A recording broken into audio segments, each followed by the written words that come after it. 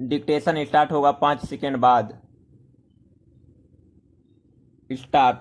सभापति जी, मैंने पिछले सत्र में 13 तारीख को एक प्रश्न का नोटिस दिया था जिसके द्वारा प्रधानमंत्री से यह जानना चाहा था कि मंत्रिमंडल का पुनर्गठन करने से पहले क्या उन सदस्यों से सलाह मशविरा किया जाता है जिनको मंत्रिमंडल में शामिल किया जाता है, किंतु मुझे संसदीय कार्यालय से यह उत्तर मिला कि यह प्रधानमंत्री का विशेषाधिकार है और इस संबंध में प्रश्न नहीं पूछा जा सकता। इसी प्रकार से मैंने पर्यटन और नगर विमानन मंत्रालय के संबंध में एक प्रश्न का नोटिस दिया था, किंतु वह प्रश्न भी स्वीकार नहीं किया गया। इस प्रकार के अनेक उदाहरण हैं कि जब सदस्यों के प्रश्नों को स्वीकार नहीं किया जाता। संसदीय कार्य विभाग द्वारा यह स्पष्टीकरण दिया गया है कि प्रश्नों को स्वीकार या अस्वीकार करना लोकसभा सचिवालय का काम होता है।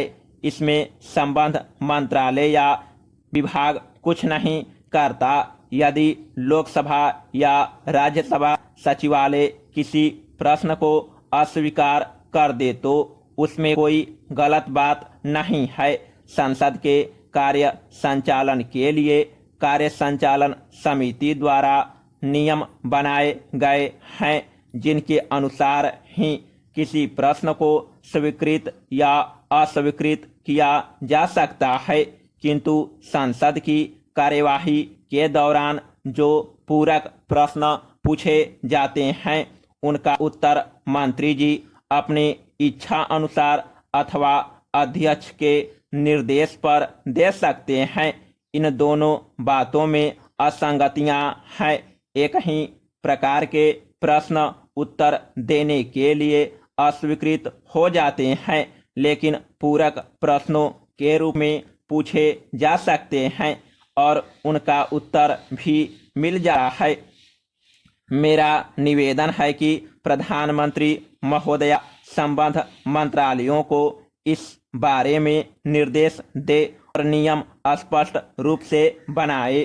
Paragraph change. पिछली ही बार कृषि और सिंचाई मंत्री ने निर्माण और आवास मंत्री की बातों से सहमति प्रकट करते हुए बताया कि भयंकर बाढ़ और सूखे के कारण लोगों के पुनर्वास की समस्या उठ खड़ी हुई है। वित्त मंत्री, स्वास्थ्य और परिवार कल्याण मंत्री, रेल मंत्री, गृह राज्य मंत्री और नागरिक आपूर्ति मंत्री बाढ़ग्रस्त इलाकों का सर्वेक्षण करने के लिए गए थे।